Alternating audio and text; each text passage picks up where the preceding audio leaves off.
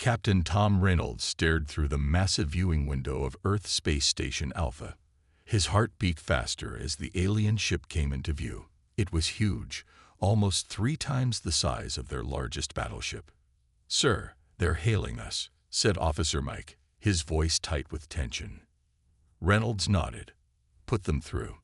The screen flickered to life, showing a tall, reptilian creature. Its scales were dark green with hints of gold. 4 yellow eyes blinked at them, and sharp teeth showed when it spoke.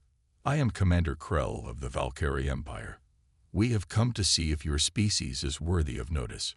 Reynolds stood straight. "I am Captain Tom Reynolds of Earth's Diplomatic Corps. We welcome you and offer friendship." Krell made a sound that might have been a laugh. "Friendship is earned through strength, human. We will meet face to face to determine your worth."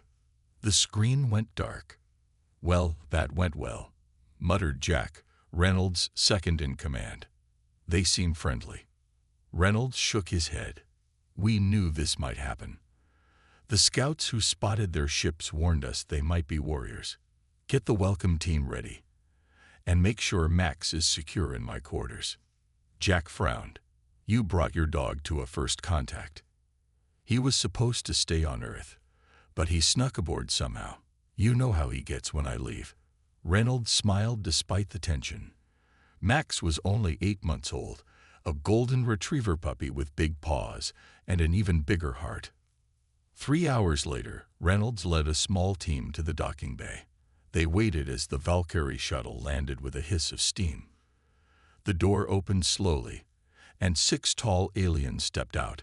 Commander Krell stood in front, wearing armor that gleamed under the lights. "Welcome to Earth Space Station Alpha," Reynolds said, bowing slightly. Krell did not bow back. "Show us your weapons, your technology. Prove your species has value."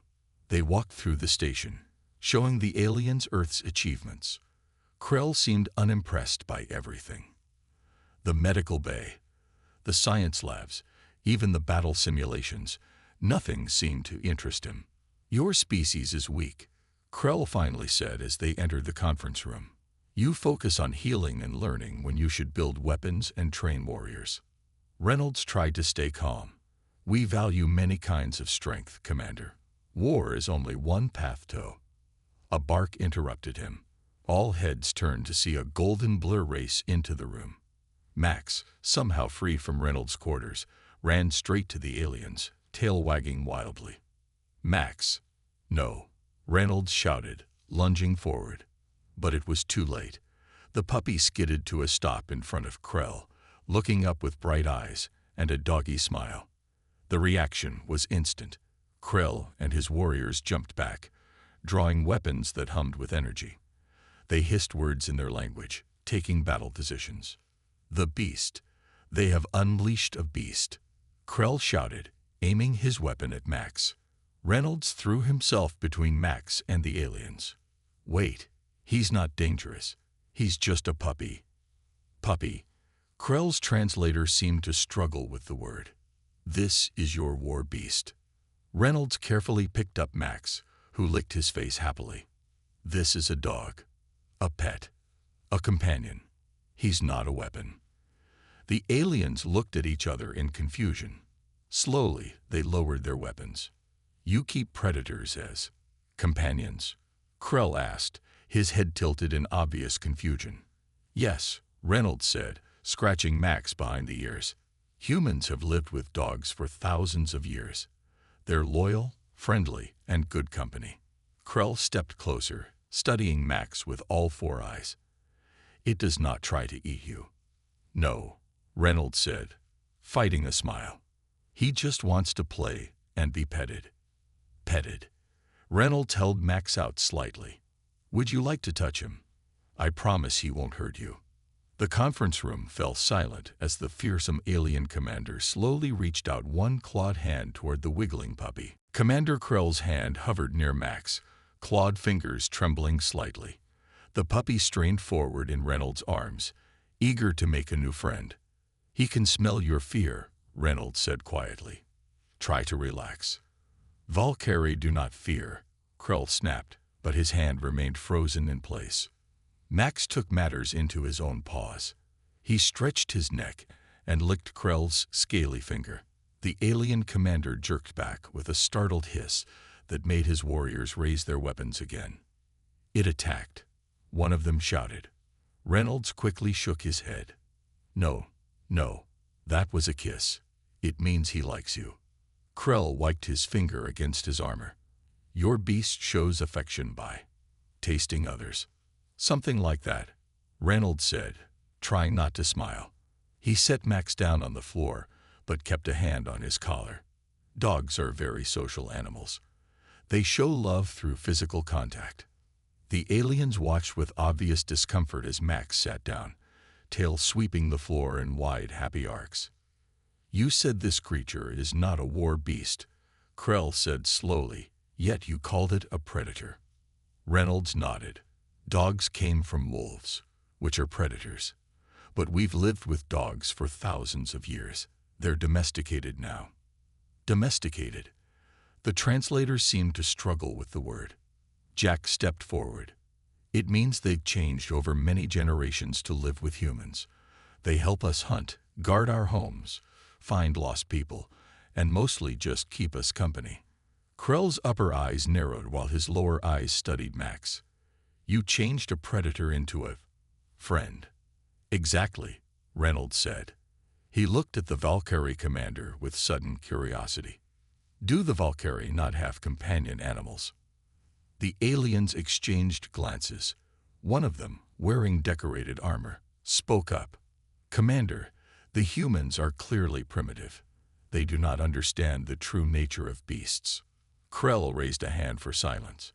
On our home world and across our empire, beasts are for war, not companionship.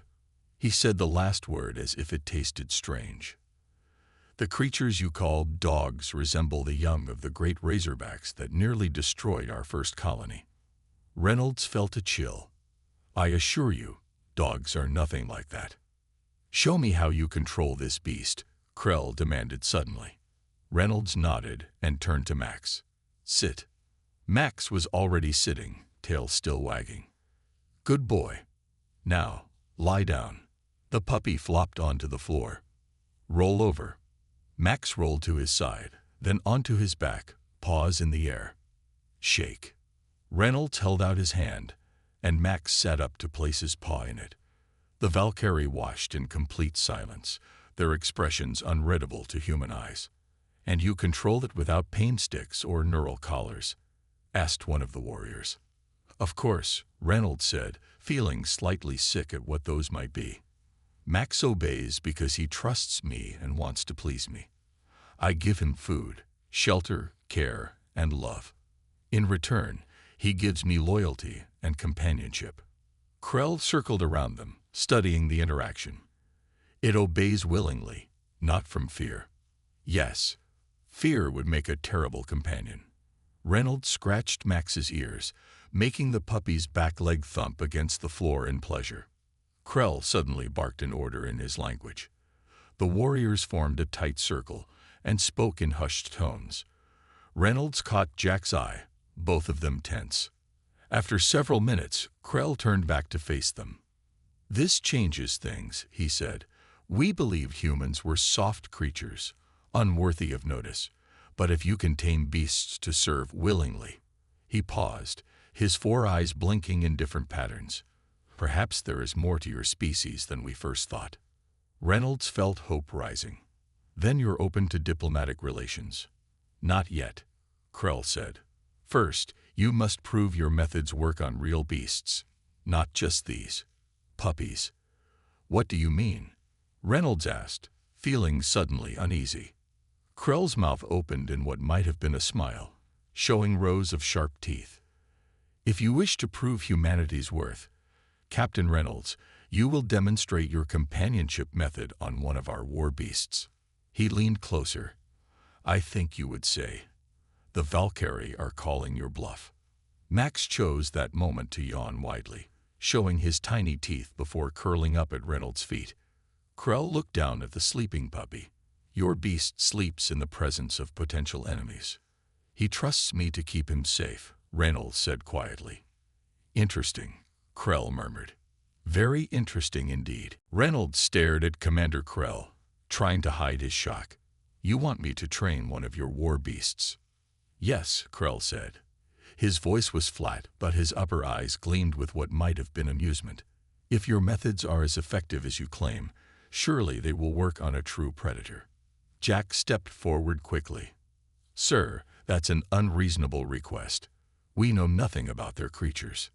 Reynolds raised a hand to quiet his second-in-command. What exactly would this challenge involve, Commander? Krell's mouth stretched in what Reynolds was beginning to recognize as a smile. Simple. We will bring one Razorclaw to this station.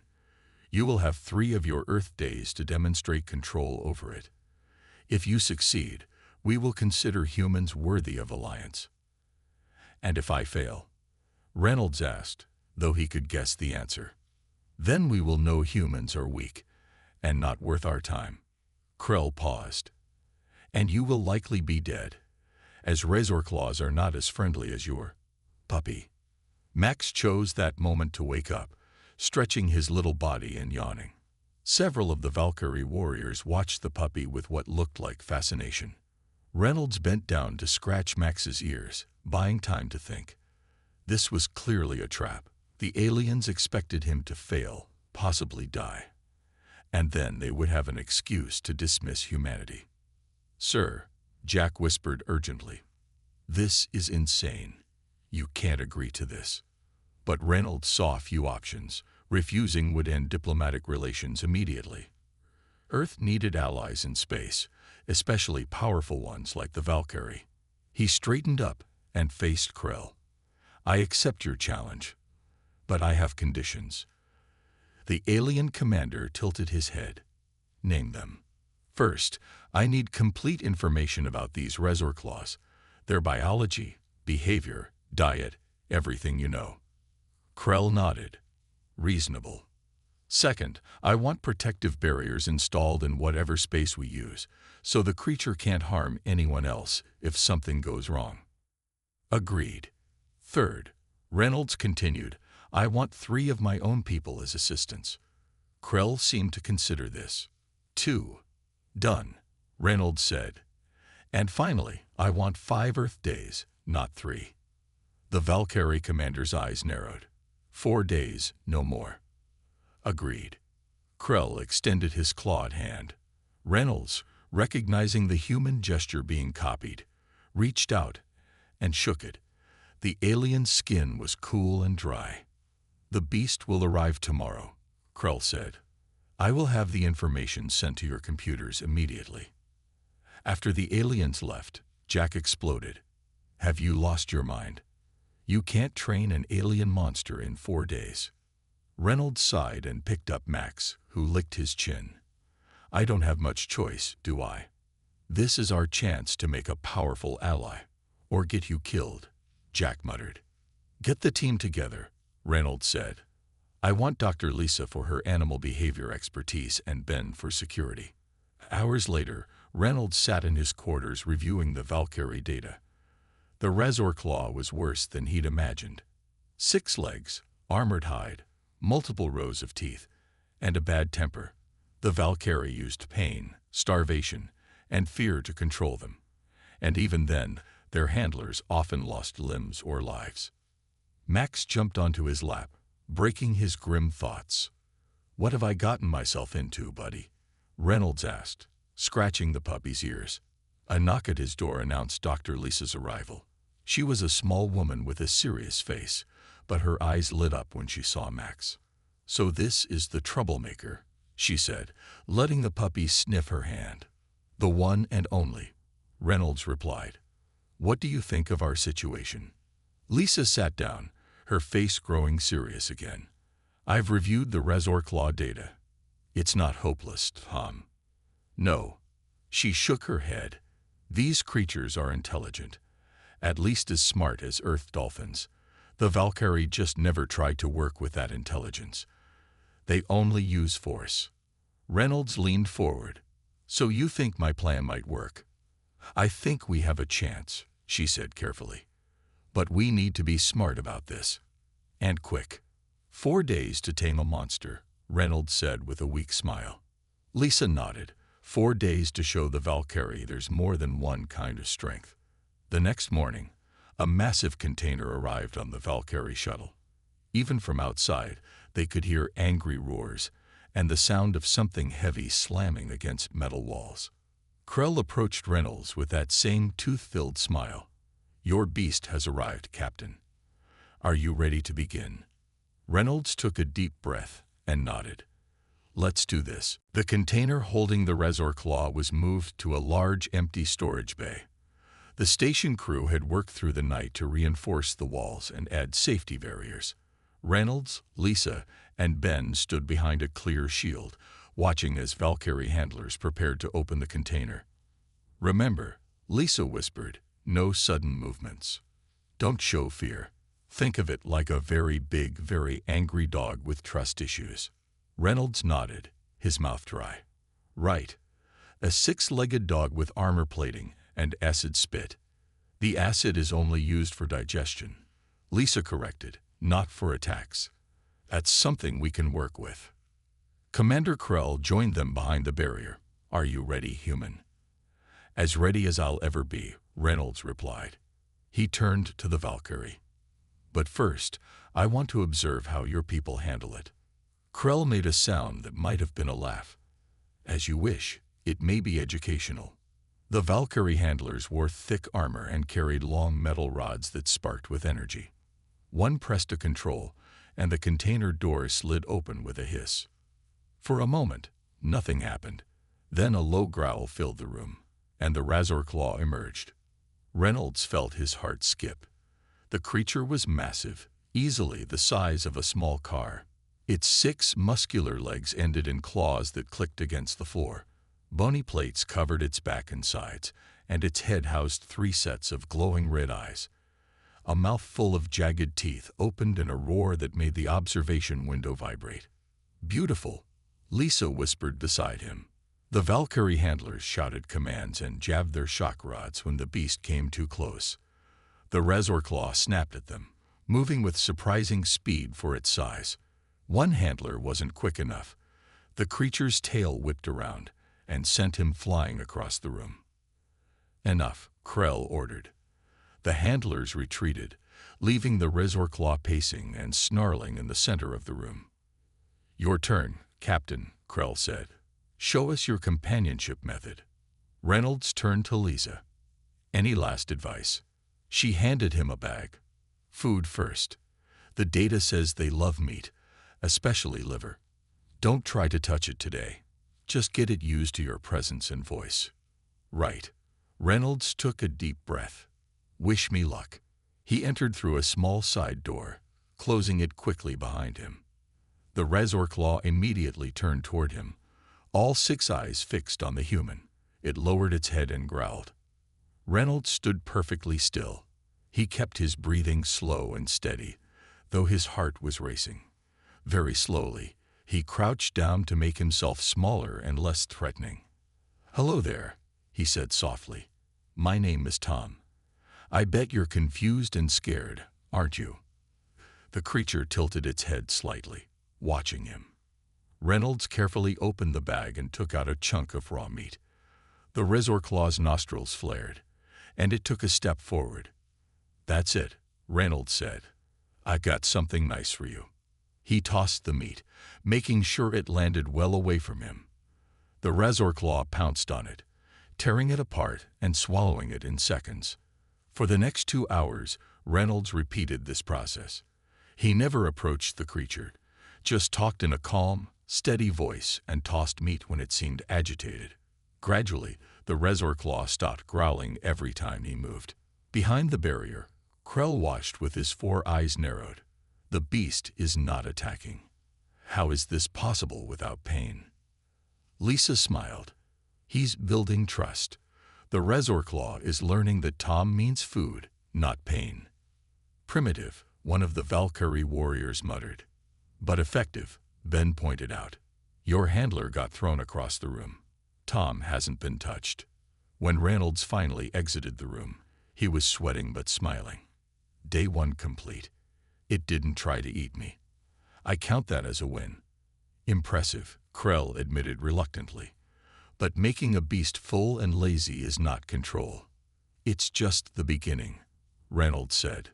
Tomorrow, we start with names and commands. That night, Reynolds studied the Resorc Law data again. He noticed something interesting in the brain scans the Valkyrie had provided. Lisa, look at this, he said, pointing to an image. The brain structure in this area looks similar to the canine limbic system, the part that processes bonding and social connection. Lisa leaned closer.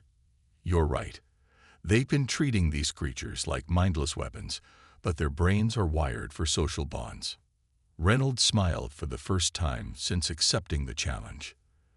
Then we might actually have a chance. Reynolds entered the chamber on the second day with a new plan. The Resorc Law watched him from across the room, all 6 eyes tracking his movements. Unlike yesterday, it didn't growl right away. Good morning, Reynolds said in a calm, clear voice. I'm going to call you Rex. What do you think of that name? Behind the safety barrier, Commander Krell made a dismissive sound. It cannot understand you, human. Reynolds ignored him. He placed a small speaker on the floor that played a gentle, steady heartbeat sound that Lisa had suggested might be calming. Then he took out the meat from his bag.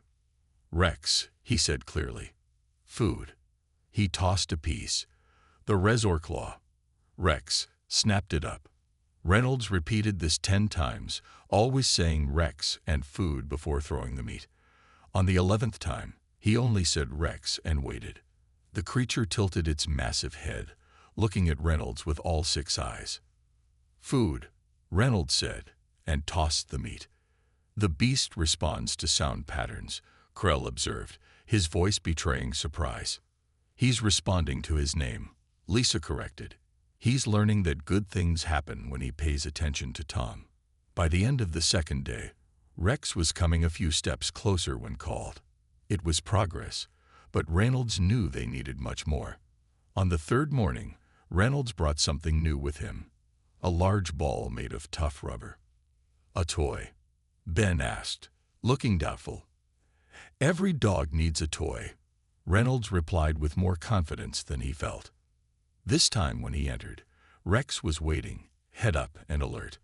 Reynolds called his name, and the creature took several steps forward before stopping. Good boy, Reynolds said, tossing a large piece of meat. Then he held up the ball. Want to play? He rolled the ball across the floor. Rex watched it with all 6 eyes, clearly confused. When the ball bounced against his front leg, he jumped back with a startled growl. It's okay, Reynolds said soothingly. Just a toy.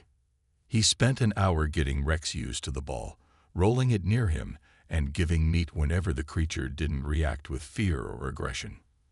By the end, Rex was actually pushing the ball with his nose, seeming almost curious. Commander Krell and more Valkyrie had gathered to watch. Their expressions were hard to read, but they no longer looked bored or dismissive. Tomorrow is your final day, Krell reminded Reynolds when he exited the chamber. The beast seems less aggressive, but that is not control. We'll be ready, Reynolds said with more confidence than he felt. That night, he barely slept. Their progress was good, but was it enough? Could he really form a bond with an alien predator in just 4 days? The final morning arrived. The larger crowd of Valkyrie had gathered, including some Reynolds hadn't seen before. They watched silently as he prepared to enter the chamber one last time. Remember, Lisa said, you've built trust. Now show them partnership. Reynolds nodded and stepped inside. This time, he carried no meat, no toys, just a simple training clicker Lisa had suggested. Rex stood in the center of the room. When he saw Reynolds, he made a strange rumbling sound that wasn't quite a growl.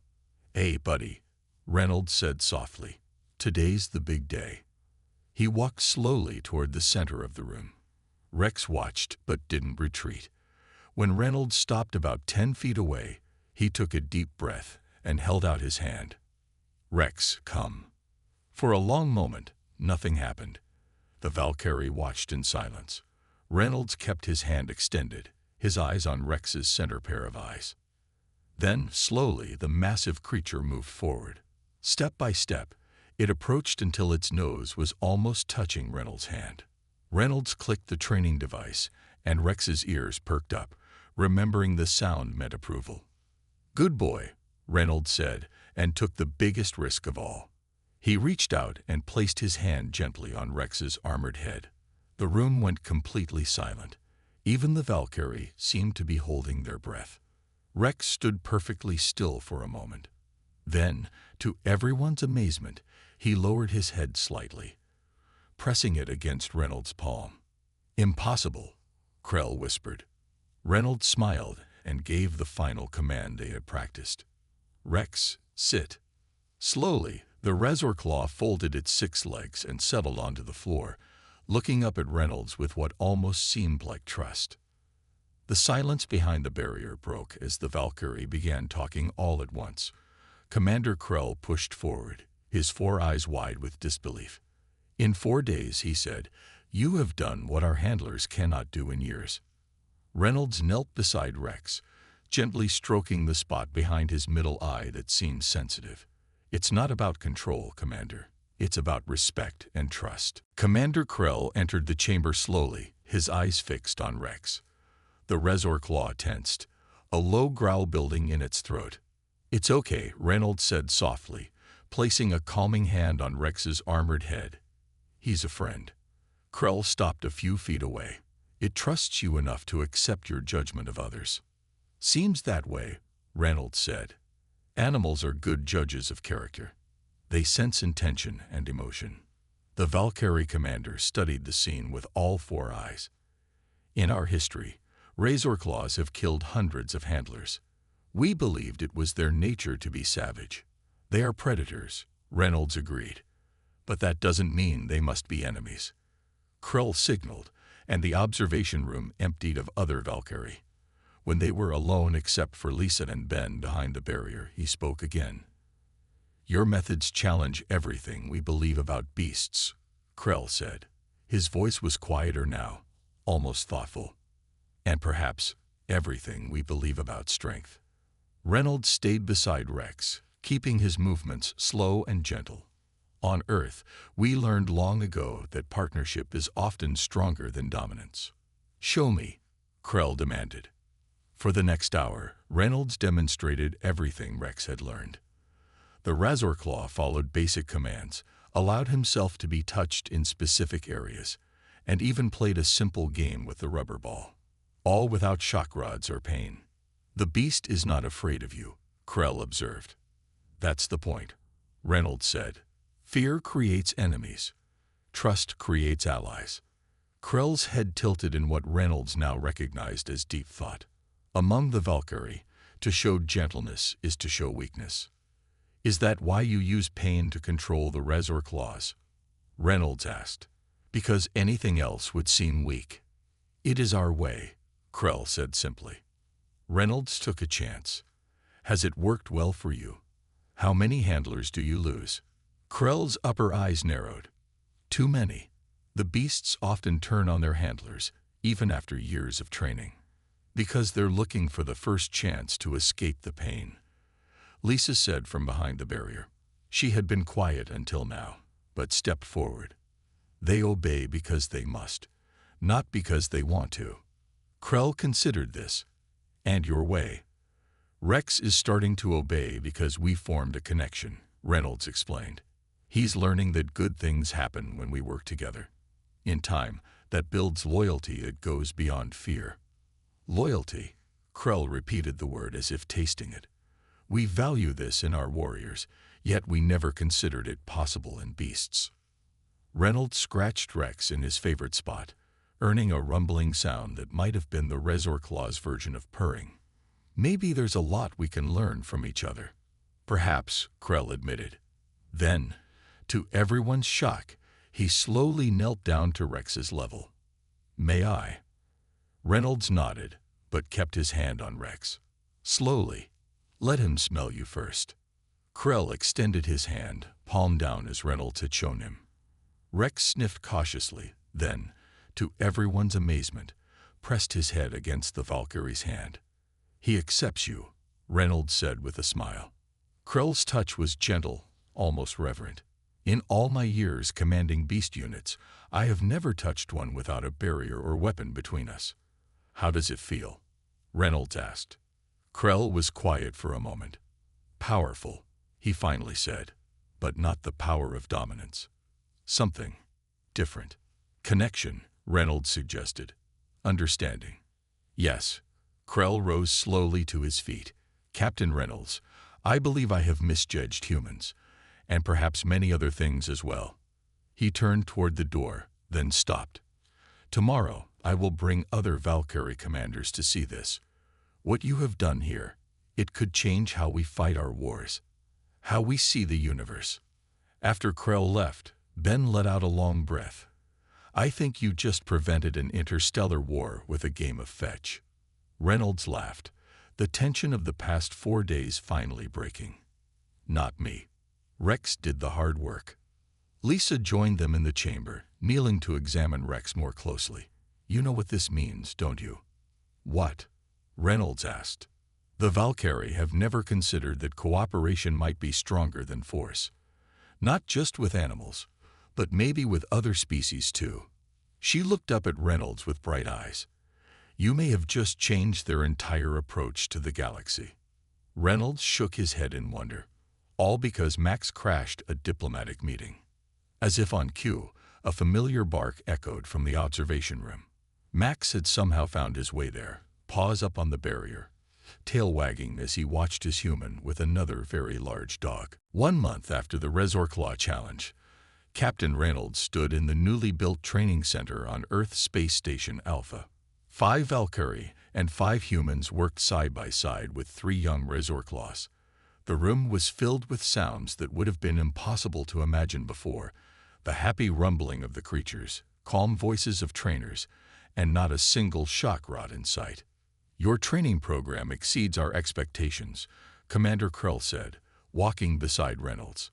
He looked different now, his armor lighter and less threatening, his posture more relaxed. "The credit goes to the training team," Reynolds replied. "Lisa's animal behavior expertise has been invaluable." They watched as Lisa demonstrated a new command to a Valkyrie trainer named Drac. The tall alien mimicked her gentle hand movements perfectly, and his Razorclaw responded immediately. "6 weeks ago, I would have called this magic," Krell admitted. "Now my warriors ask to join your training program instead of battle missions. The High Command is confused." Reynolds smiled. "Change is never easy." "No, but it can be necessary." Krell's 4 eyes blinked in sequence, which Reynolds had learned was a sign of deep thought. "We have dominated the stars for centuries, yet we never considered that cooperation might be stronger than conquest." Max trotted over to them, now comfortable around the Valkyrie. The small golden puppy had somehow become a symbol of the new relationship between their species. Several Valkyrie bent down to greet him, no longer seeing a beast, but a friendly companion. "The treaty will be signed tomorrow," Krell said. "The first equal alliance the Valkyrie have ever offered." "Earth is honored," Reynolds said, and relieved. Krell made the clicking sound that was his species' version of laughter. "Your planet would have been a difficult conquest anyway. Any species that makes allies of predators is not to be underestimated." The main doors opened, and Admiral Jones entered. The Earth's military leader had finally arrived to see the training program firsthand. "Is everything ready for tomorrow's ceremony?" Jones asked Reynolds. "Yes, sir. The Valkyrie High Command will arrive at 900 hours. Commander Krell has arranged a special demonstration." Jones looked nervous. "What kind of demonstration?" Krell's mouth opened in what Reynolds now recognized as a smile. "A display of trust, Admiral. The most powerful force in the galaxy." Later that evening, Reynolds sat alone with Rex in the training room. The Razorclaw was no longer the frightening creature he had first met. Now, Rex rested his massive head on Reynolds' lap, making contented rumbling sounds as the human scratched his favorite spot. "You changed everything, buddy," Reynolds said softly. "Who would have thought?" The door opened, and Lisa walked in. "There you are. The final treaty document just arrived for your review." She sat down beside them, no longer afraid of the creature that could easily tear a human apart. Rex lifted his head to greet her, then settled back down. "It's hard to believe this all started with Max running into a diplomatic meeting," Reynolds said. Lisa smiled. "Sometimes the smallest things cause the biggest changes." She patted Rex's armored side. "And sometimes the scariest things just need someone to show them kindness." The next morning, the treaty room was filled with officials from Earth and the Valkyrie Empire. At the front, Commander Krell and Admiral Jones prepared to sign the historic agreement. "Before we begin," Krell announced, "a demonstration of the new path our species walked together." The doors opened, and Reynolds entered with Rex walking calmly beside him. Gasps filled the room. Many of the officials had never seen a Razor Claw except in terrifying battle footage. "This creature was once used only for war," Krell said. "Now it represents a new understanding between species." Reynolds nodded to Rex. The massive Razor Claw performed a series of commands, showing intelligence and gentleness that amazed everyone watching. For the finale, Max ran into the room and, to the crowd's astonishment, played a gentle game of chase with the huge alien predator. "The universe is full of dangers," Krell said as the leaders prepared to sign the treaty. "But today we recognize that not everything different is dangerous. Sometimes, what seems like a beast is simply waiting for understanding." Reynolds watched as the treaty was signed, Max at his feet and Rex by his side. One small mistake, a puppy escaping his quarters, had changed the course of human history. "What a good boy," Reynolds whispered, and both Max and Rex looked up at him, tails wagging in their own unique ways.